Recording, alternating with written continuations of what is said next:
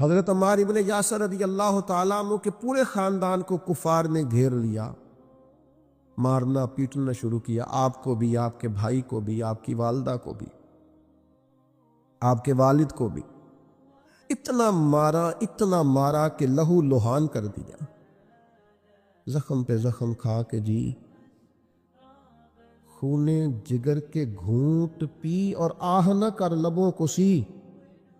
یہ عشق ہے، کوئی دل لگی نہیں، یہ آزمائش حسن ہے۔ اگر کسی کو راہ خدا میں آئے تو سیدنا عمار ابن یاسر کی والدہ کو اس طرح مارا کہ ان کی ایک ٹانگ ایک اونٹ کے ساتھ باندھ دی، دوسری کے ساتھ باندھ دی، اور پھر ان کو نیزے مارے حتیٰ کہ 2 حصوں میں کٹ گیا وجود، اور وہ باہمت خاتون درد سہتے سہتے اپنے رب کے حضور حاضر ہو گئی۔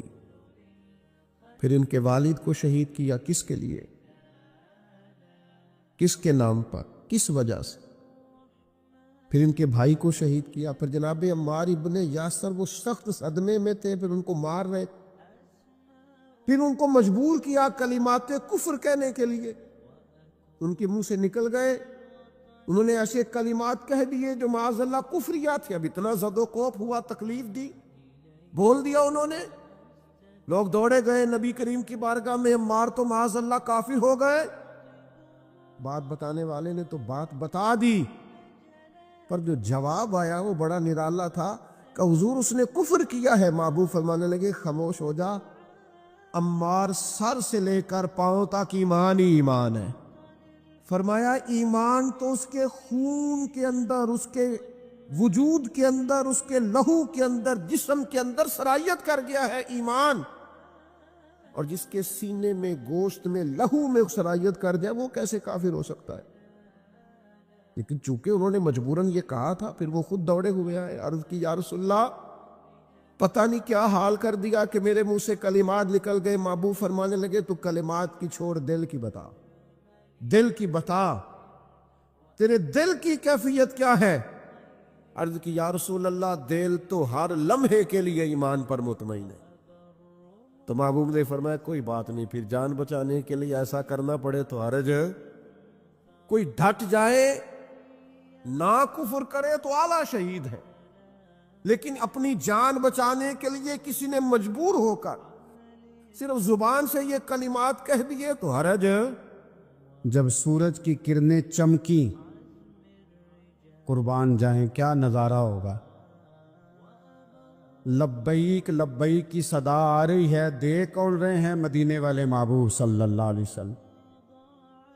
حضور اس لشکر حسن کو لے کر، اس نور بھرے قافلے کو لے کے، یہ کون ہیں جو حضور کے ساتھ سارے نکلے ہیں؟ یہ کون ہیں سارے؟ یہ وہ فیروز بخت سعادت مند لوگ ہیں کہ ان میں سے جس نے ایک دفعہ بھی ایمان کی حالت میں حضور کو دیکھا اور پھر خاتمہ بالخیر بالایمان کے ساتھ دنیا سے رخصت ہوئے، یہ وہ لوگ ہیں کہ ولی اگر 60 سال بھی سارا دن روزہ رکھے، ساری رات نفل پڑھے، ہر برائی سے بچے، لیکن پھر بھی کسی صحابی کے قدموں کی خاک تک کو نہیں پہنچ سکتا، اور صحابی زیارت سے بنتا ہے، ولی عبادت سے بنتے۔ نبی پاک صلی اللہ تعالیٰ علیہ وسلم کے وہ سارے صحابہ کون ہیں؟ الصحابہ النجوم، یہ حضور کی چاروں جانب جو چمک رہے ہیں، انہیں خود میرے نبی پاک نے ستارے فرمایا ہے۔ ایک سمت علی، ایک سمت عمر، صدیق ادھر، عثمان ادھر، ان جگمگ جگمگ تاروں میں بھلا مہتاب کا عالم کیا ہوگا؟ اور ہر کوئی فدا ہے بن دیکھے تو پھر دیدار کا عالم کیا ہوگا؟ تو نبی پاک صلی اللہ علیہ وسلم نے یہ وہ موقع تھا، 9 ذی الحج، میدان عرفات، حضور صلی اللہ علیہ وسلم نے ظہر کی نماز ادا فرمائی، اور پھر کچھ توقف کے بعد حضور کے لیے اونٹنی پر کجاوا سجایا گیا۔ حضور اپنی کسوا نامی اونٹنی پر سوار ہوئے، میرے محبوب نے خطبہ دینے کا ارادہ فرمایا۔ رب کریم نے ارشاد فرمایا، الیوم اکملت لکم دینکم، آج میں نے تمہارے لیے تمہارا دین مکمل کر دیا ہے. مکمل ہو گیا دین، اس کے بعد کوئی اور دین نہیں آئے گا. اس آیت نے بتا دیا کہ حضور آخری نبی ہے، دین مکمل ہو گیا. اب کسی اور پیغمبر کی، رسول کی، دین کی، کتاب کی ضرورت باقی. آج میں نے تمہارے لیے تمہارا دین مکمل کر دیا. اور کیا خوبصورت لفظ ہیں قرآن پاک نے فرمایا وَأَتْمَمْتُ عَلَيْكُمْ نِعْمَتِي، اور آج میں نے تم پر اپنی نعمتیں تمام کر دی ہیں، نعمتیں مکمل کر دی. وَرَضِيتُ لَكُمُ الْإِسْلَامَ دِينًا، اور اللہ فرماتے ہیں میں نے تمہارے لیے دین اسلام کو پسند کیا ہے. یہ میری رضا ہے، یہ دین اسلام تمہارے لیے پسند کیا ہے. کوئی بندہ ساری زندگی مخلوق کی خدمت کرے، ساری زندگی رستوں سے کانٹے اٹھائے، ساری زندگی خیر کا کام کرے، کسی کو تکلیف نہ دے، لیکن اگر مسلمان نہیں نا، اگر کلمہ نہیں نہ پڑھتا، تو اس کی ساری عمر کی خیر بھی کسی کام کی نہیں.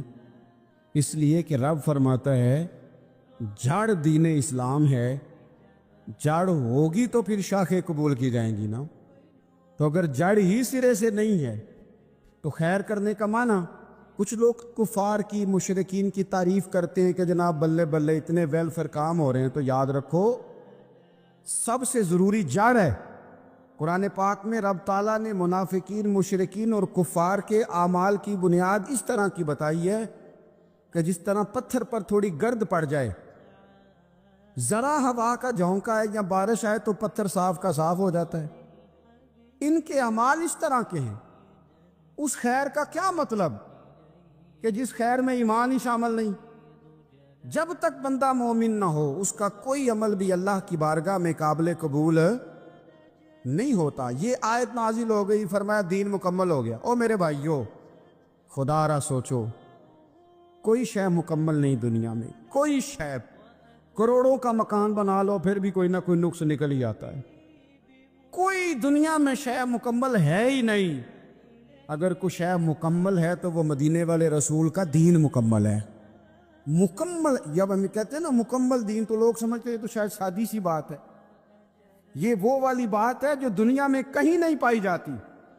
جب یہ آیت نازل ہوئی تھی نا، بخاری میں موجود ہے، ایک بہت بڑا یہودیوں کا عالم حضرت عمر فاروق رضی اللہ تعالیٰ عنہ سے کہنے لگا یہ جو تم پر آیت نازل ہوئی ہے نا کہ دین مکمل ہو گیا، یہ اگر ہم پر نازل ہوتی نا تو جس دن یہ آیت نازل ہوئی ہوتی ہم نے ہر سال اسی دن کو عید بنا لینا تھا کہ دین مکمل ہو گیا. الیوم اکملت لکم دینکم، دین مکمل ہو گیا. ہم تو عید بنا لیتے. تو حضرت عمر کہنے لگے ہم پر بھی بڑا فضل ہے. جس دن آیت نازل ہوئی تھی عرفہ کا دن بھی تھا اور جمعے کا دن بھی تھا. ایک نہیں دو عیدیں تھیں مسلمانوں کی، دو عیدیں تھیں مسلمانوں کی، دو. عزیز بھائی، دین مکمل اللہ نے دیا. اور حضرت عبداللہ ابن عباس رضی اللہ تعالیٰ عنہ نے تو ایک مقام پہ اس کا ذکر بھی کر دیا. جب ان سے کسی یہودی نے کہا نا یہ آیت ہمیں ملتی تو ہم عید مناتے، تو فرمایا تم ایک مناتے نا، ہماری دو تھیں اس دن. جمعہ بھی تو مسلمانوں کی عید کا دن ہے نا. بہت سارے لوگ ہیں بیچارے جو کہتے ہیں اسلام میں عیدیں صرف دو ہیں، اور وہ بھی صرف پریشانی انہیں عید میلاد النبی والے دن ہوتی ہے، اس کے آگے پیچھے نہیں ہوتی. حالانکہ نبی پاک علیہ السلام نے کہا ہر جمعہ بھی عید ہے، خود حضور نے فرمایا، لیکن وہ اڑ جاتے ہیں کہ نہیں عیدیں صرف دو ہی ہیں. بھائی آپ یہ کہہ سکتے ہیں کہ اسلام کی معروف عیدیں دو ہیں، اپنے معنی اور مفہوم کے لحاظ سے جس کو یوم عید کہا جائے وہ عیدیں دو ہیں. نبی پاک صلی اللہ تعالیٰ علیہ وسلم نے میدان عرفات میں خطبہ دیا. یہ جو وعظ و نصیحت ہے نا، خطبہ، تقریر، یہ دنیا کر رہی ہے، کرتی رہے گی، کرتی چلی آئے گی، اور اس کو میرے نبی پاک علیہ السلام نے پسند فرمایا.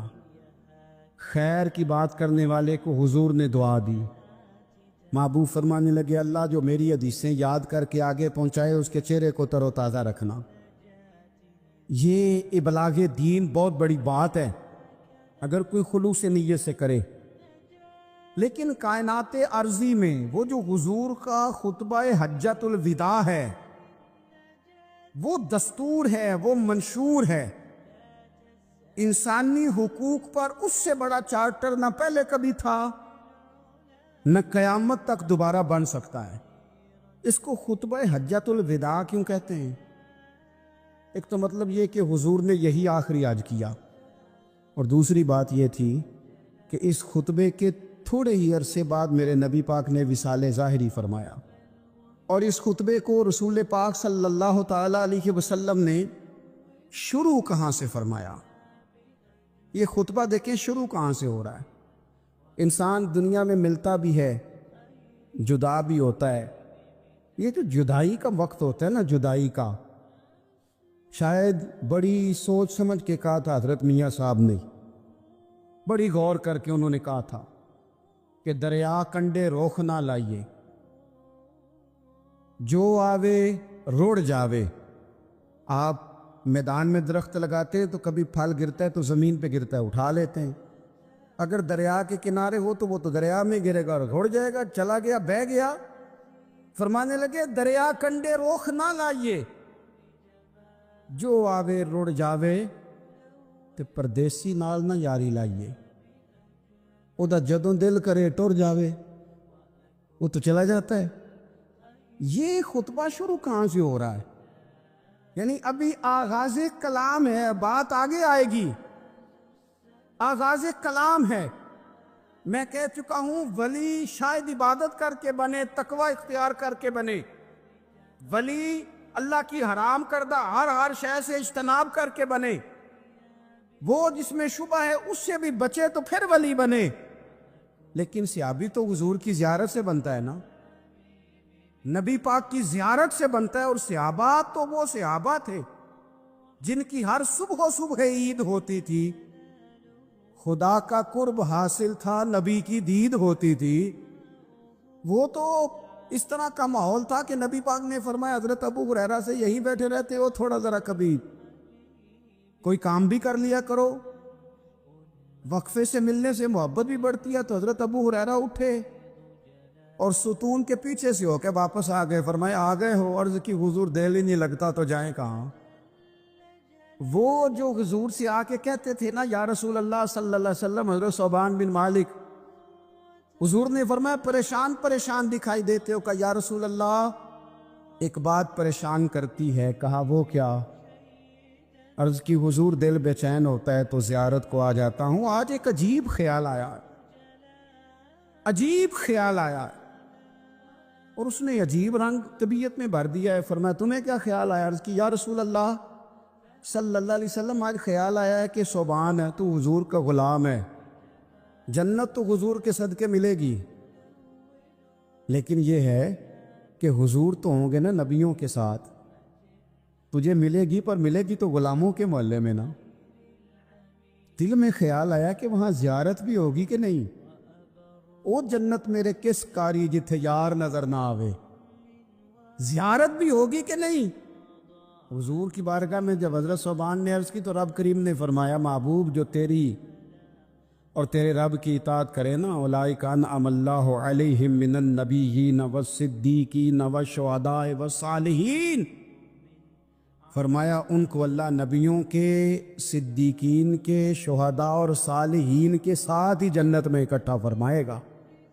وہ اکٹھے رہے تو جن کو تو جنت میں بھی حضور کی زیارت کے بغیر چین نہیں تھا، ان کو حضور نے خطبہ حجۃ الوداع شروع کرتے وقت پہلا جملہ پتہ کیا کہا؟ حضور اونٹنی پہ ہیں، احرام باندھا ہوا ہے، 1,40,000 کم و بیش غلام سامنے کھڑے، عرفات کا میدان۔ محبوب فرمانے لگے پہلا جملہ، جو درد والے تھے وہ تڑپ گئے، یہ سارے درد والے تھے لیکن کچھ زیادہ مزاج شناس تھے۔ محبوب نے پہلا جملہ کہا، حضور فرمانے لگے لوگو جس طرح آج اکٹھے ہوئے ہیں شاید اس کے بعد دوبارہ ہم اکٹھے نہ ہوں۔ پہلا اعلان ہی کر دیا کہ یہ تمہارے ساتھ جو آج خطبہ ہے نا، اس میں اشارہ دے دیا کہ دوبارہ نہیں جمع ہوگے، اگلا حج نہیں کرنا، بس ختم ہوئی بات۔ یہ آخری پہلی بات ہی حضور نے یہ بیان۔ اب وہ اتنے دل نرم ہو گئے حضور کی بات سن کے، آنکھوں میں آنسو اس طرح آ گئے، طبیعت کا میلان اتنا بڑھ گیا کہ ہر ایک کا دل کشکول بن گیا، ہر طرف سے آہیں اور سسکیاں ہیں کہ حضور کے وہ جملے یوں صحابہ لے رہے تھے جب آپ سے کوئی کہہ دے کہ بھائی یہ وقت بس آخری ملاقات کا ہے، تو پھر انہوں نے وہ تو حضور کی ہر بات ہی توجہ سے سنتے تھے، پر یہاں جو انداز بن گیا وہ انوکھا بن گیا۔ فرمایا شاید دوبارہ ملاقات نہ ہو۔ پھر میرے کریم محبوب صلی اللہ تعالی علیہ وسلم نے فرمایا جس طرح تمہارے لیے یہ شہر حرمت والا ہے، مکہ حرمت والا ہے نا، ایک نیکی کرو تو مکے میں 1,00,000 کا ثواب، حرم مکہ میں ایک گناہ کرو تو وہ بھی 1,00,000 لکھا جاتا ہے، حرمت والا ہے، بڑی عزت والا ہے۔ فرمایا جس طرح یہ گھر عزت والا ہے کعبہ، جس طرح یہ شہر عزت والا ہے، فرمایا جس طرح آج کا دن حرمت والا ہے۔ مسلمانوں میں تمہیں بتا کے جا رہا ہوں، تمہیں سمجھا رہا ہوں، اسی طرح میں نے تم سب پر ایک دوسرے کے مال اور عزت کو حرمت والا کر دیا ہے۔ اور صحابہ کو نا حضور نے پہلے یہ سبق پورا، حضور نے پوچھا، یہ بھی ذرا کمال ہے، یہ بخاری مسلم کی حدیث ہے۔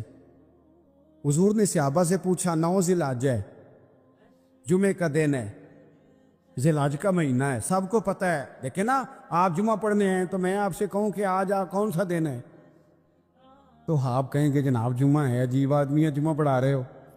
لیکن جو صحابہ کا انداز ہے وہ اور ہے۔ حضور نے پوچھا آج یہ کون سا مہینہ ہے؟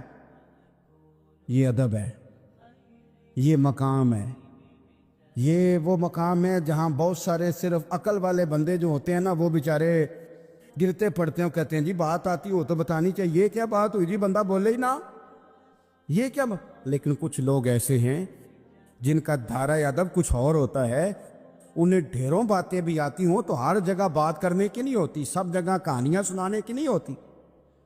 حضور نے فرمایا کون سا مہینہ ہے؟ قربان جائیں بھیا کو زبان ہو کے کہنے لگے واللہ و رسولہ عالم، اللہ جانے اللہ کا رسول جانے، سانو تے قید سجن دا گہنا ہے، او جنج رکھے اساں اونج رہنا ہے، ہمیں کیا پتا؟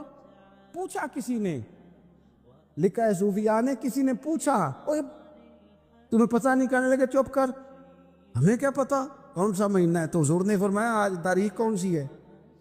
بھائی صاحب کو پتا تھا نا 9 ذی الحج کو یہ حج ہوتا ہے، کون سی تاریخ ہے؟ کہا واللہ و رسولہ عالم، اللہ جانے اللہ کا رسول جانے، قربان جائیں۔ حضور نے پوچھا دن کون سا ہے؟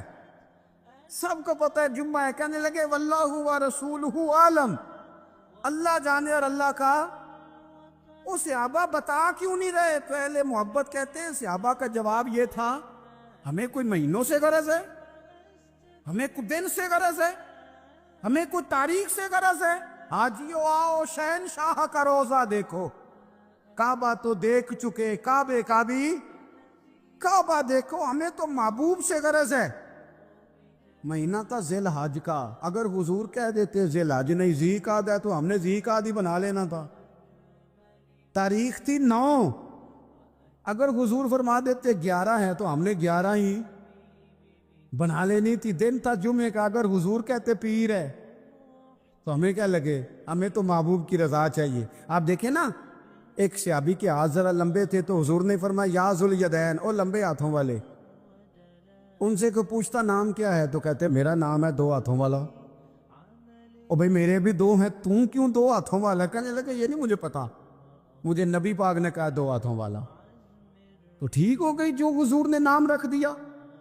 تو حضور سید عالم نے پوچھا، پھر حضور نے حرمت یاد کرائی، فرمایا یاد رکھو یہ دن بھی بڑی عزت والا ہے، جمعے کا ہے، یہ مہینہ بھی بڑی حرمت والا ہے، ذی الحج کا ہے، یہ تاریخ بھی بڑی حرمت والی ہے، لیکن فرمایا جس طرح اس دن کی، اس شہر کی، اس مہینے کی تم نے عزت کرنی ہے، اسی طرح ایک دوسرے کے مال کا، ایک دوسرے کی عزت کا تم نے پاس کرنا۔ مسلمان بھائیوں، خدا را یہ حضور کہہ رہے ہیں یار، نبی پاک نے کعبہ کے سامنے کھڑے ہو کے فرمایا بیت اللہ تیری بڑی شان ہے، تیرا بڑا مرتبہ ہے، لیکن فرمایا میرے مومن کی عزت رب کی نظر میں کعبے سے بھی زیادہ ہے۔ اللہ تعالیٰ نے قرآن مجید میں فرمایا یا ایھا الذین آمنوا لا تبطلوا صدقاتکم بالمن والاذی، فرمایا اے ایمان والو، احسان جتلا کر اور ایذا دے کر اپنے صدقات کو کہیں باطل نہ کر لینا۔ اپنے صدقات باطل نہ کرو، احسان جتا کر، ایذا دے کر، تکلیف دے کر۔ لوگ جب کسی غریب آدمی کو کچھ دینے کے بعد احسان جتلا رہے ہوتے ہیں اور اس پر اپنی نیکیاں گنوا رہے ہوتے ہیں اور وہ بغیر کسی ٹھہراؤ کے بولتے چلے جاتے ہیں، تو آپ اندازہ کر سکتے ہیں کہ اس مجبور، تنگ دست اور غریب آدمی پر کیا گزرتی ہے۔ اس کا دل کن بے چینیوں، بے قراریوں اور پریشانیوں کا شکار ہوتا ہے۔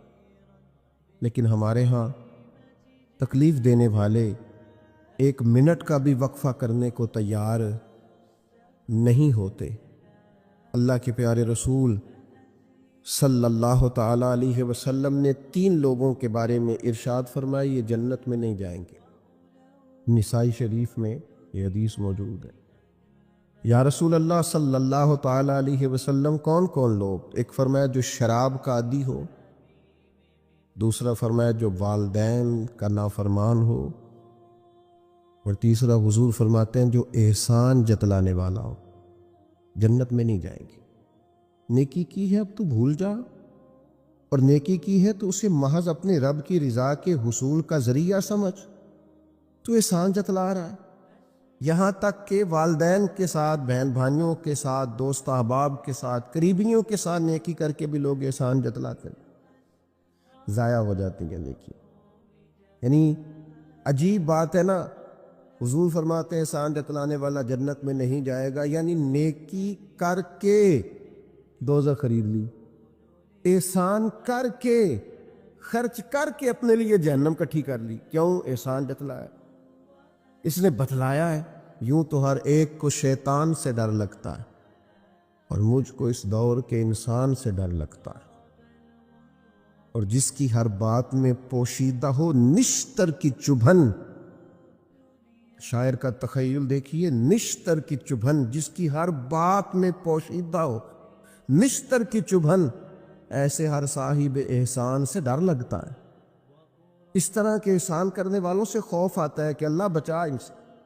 کچھ لوگ اذیت دیتے ہیں، تکلیف دیتے ہیں، آزمائش میں ڈال دیتے ہیں۔ کسی کے گھر مہمان چلے گئے، آپ کو چند لمحوں کے لیے جانا ہے، تو آپ وہاں جا کر ایک بڑے زبردست قسم کے انجینئر کیوں بن گئے ہیں؟ یہ دیوار پہ کیا کام کرایا ہے، یہ کس سے کرایا ہے، یہ اگر آپ کو میں ایک بندہ بتاؤں، اگر فلاں سے آپ کام، بھئی آپ کو تو بطور مہمان بلایا گیا ہے، آپ کو کس نے کہا ہے کہ آپ کو انجینئر کے طور پہ دعوت دی ہے؟ آپ آئے ہیں، تشریف رکھیے، اور جتنی دیر آپ کو کہا جاتا ہے آپ بیٹھیے، اور پھر اس پر تبصرہ ہے، یہ فرنیچر کہاں سے لیا ہے، یہ قالین کہاں سے آیا ہے، اتنے سوال جواب۔ بعض دوست ایسے ہوتے ہیں جن سے کہنا پڑتا ہے کہ میرے بھائی آپ مہربانی کریں، ہم آپ کو نہ انجینئر سمجھتے ہیں نہ اچھا ڈیزائنر سمجھتے ہیں، ہم نے تو آپ کو ملنے کے لیے بلایا تھا، آپ آئیے اور جائیے، اور اتنے زیادہ تو مطلب وقت ہی نہیں ہے انسان کے پاس کہ وہ جائے اور اتنے زیادہ تبصرے کرے اور جا کے کسی کو تکلیف دے۔ پھر تفتیش کرنا، پوچھنا، اعلیٰ حضرت بریلوی رحمۃ اللہ لکھا حرام ہے یہ تفتیش کرنا کہ کسی کی کمائی حلال ہے کہ حرام ہے۔ آپ کیوں تفتیش کرتے ہیں؟ کس نے اجازت دی آپ کو جاسوسی کریں؟ آپ تکلیف دے رہے ہیں سامنے والے کو۔ کیا کرتے ہیں، کیا کماتے ہیں، کہاں سے؟ میرا رب ہے جس نے سب کے پردے رکھے ہوئے ہیں۔ اب کیوں ایسی حرکات کرتے ہیں جس کی بنیاد پر جناب کا ذریعہ آمدن کیا ہے؟ میرا ذریعہ آمدن یہ ہے کہ آپ دے جاتے ہیں تو میں کھا لیتا ہوں۔ آپ اپنا ذریعہ آمدن کی فکر کریں، آپ دوسروں پر کیوں اس قدر زیادہ بوجھ ڈالتے؟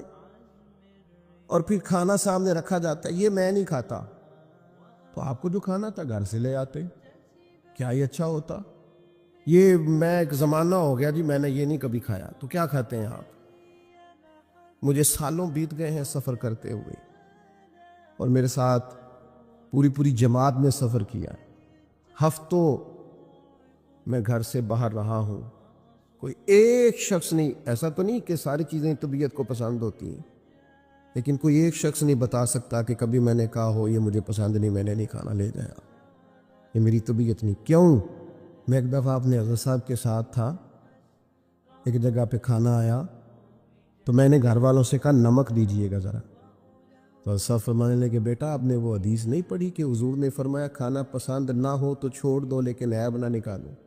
فرمایا کس موسم کے اندر انہوں نے کھانا پکایا ہے اور تم نے انہیں یہ کہہ دیا تمہیں نمک ہی نہیں ڈالنا آتا؟ فرمایا ان کے گھر کا ذائقہ ہے، وہ کم کھاتے ہو، تم تھوڑا زیادہ کھاتے ہوگے نمک، بعض لوگ ذرا کم کھاتے ہیں، تم نے یہ کس طرح کی حرکت کی ہے؟ وہ بیچارے جا کے پہلے وہ ڈانٹے گا کہ تم نے نمک ہی نہیں صحیح ڈالا، وہ نمک مانگ رہے ہیں، کیا ضرورت تھی؟ تھوڑا سا۔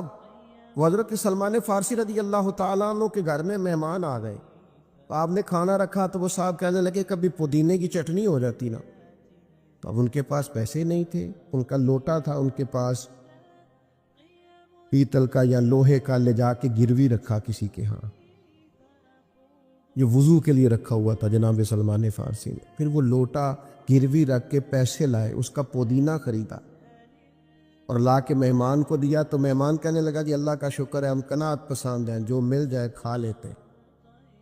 یعنی ایک تو یہ کہ پہلے فرمائش کر دی اور اس کے بعد نیک بننے کا ڈھونگ بھی رچایا۔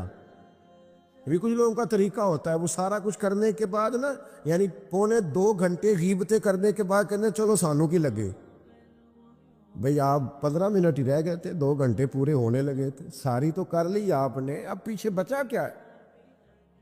تو وہ کہنے لگے جی میں قناعت پسند ہوں، جو مل جائے کھا لیتا ہوں۔ تو حضرت سلمان فارسی ناراض ہوئے، جلال میں آ فرمانے لگے اگر تم قناعت پسند ہوتے تو میرا وضو کا لوٹا آج گروی نہ پڑا ہوتا،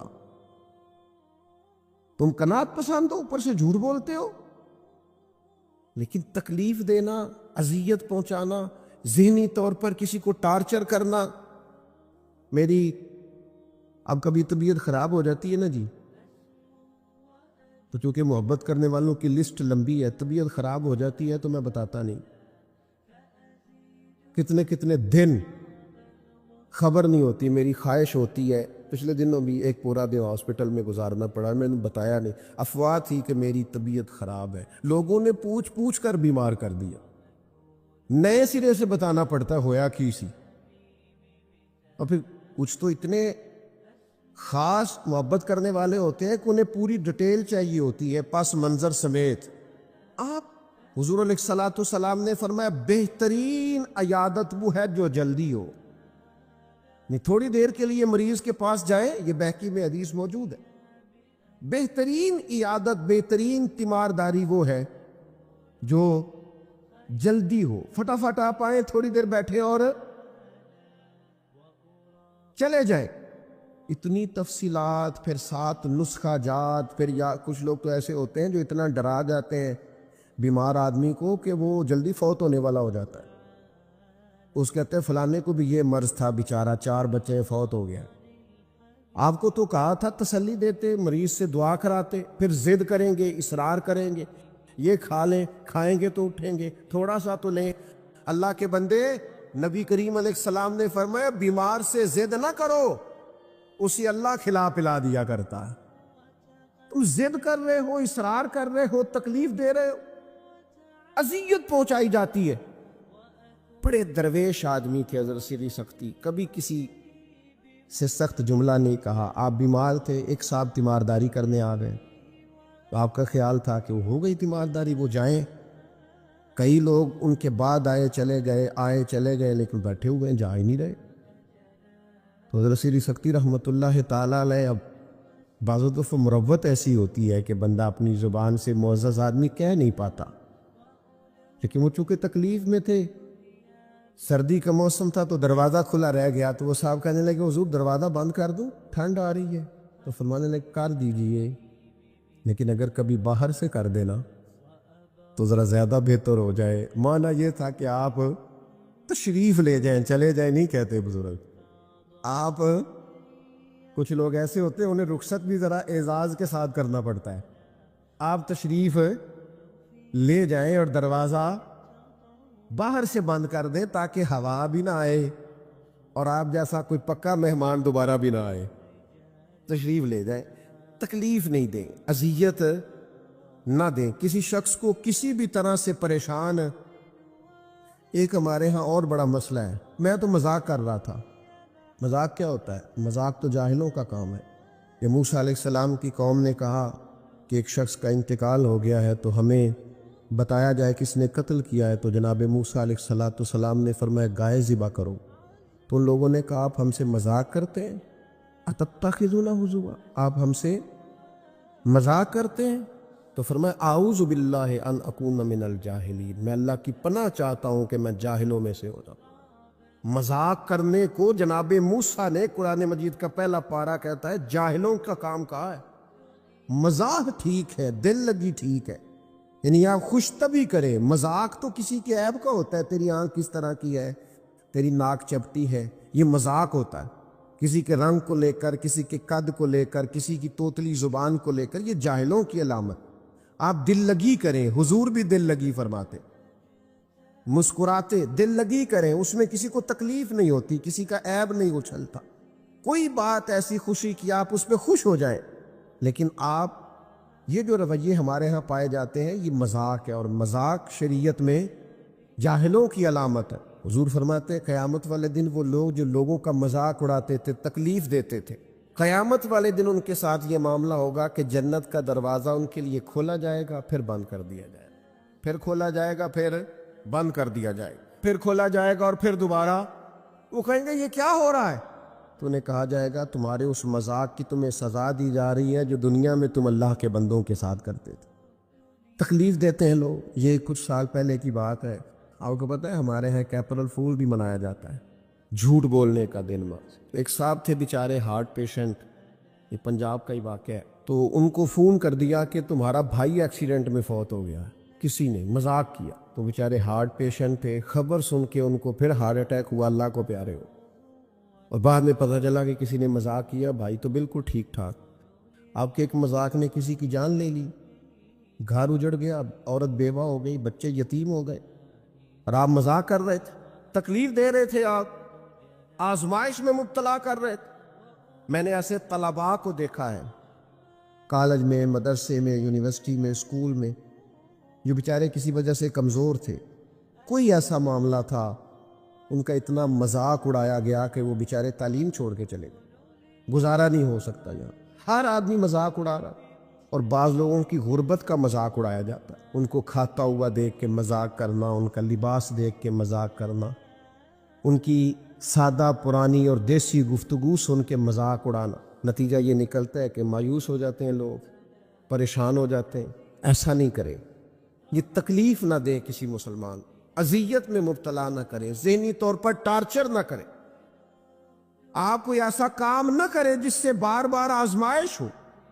کچھ لوگ زندگی میں گناہ کرتے ہیں، اللہ معاف کرے، غلطیاں ہو جاتی ہیں، پھر وہ لوگ توبہ کر لیتے ہیں، اور یہ توبہ اللہ کو اتنی پسند ہے کہ حضور فرماتے ہیں کسی کا اونٹ مال سمیت غائب ہو جائے اور وہ شخص ڈھونڈ ڈھونڈ کے تھک جائے اور مایوس ہو جائے، اور پھر وہ اونٹ اسے مل جائے، اسے اتنی خوشی نہیں ہوتی جتنی بندہ مومن کی توبہ پر رب کریم کو خوشی ہوتی ہے۔ کتنا بڑا انعام ہے۔ حضور فرماتے ہیں ہر شخص خطا کار ہے، پر بہترین خطا کار وہ ہے جو توبہ کرتا ہے خطا کار پر بہترین خطا کار۔ کیا بات ہے اس کی خطا کی، جو خطا کرتے ہی رو پڑا ہے اللہ کے حضور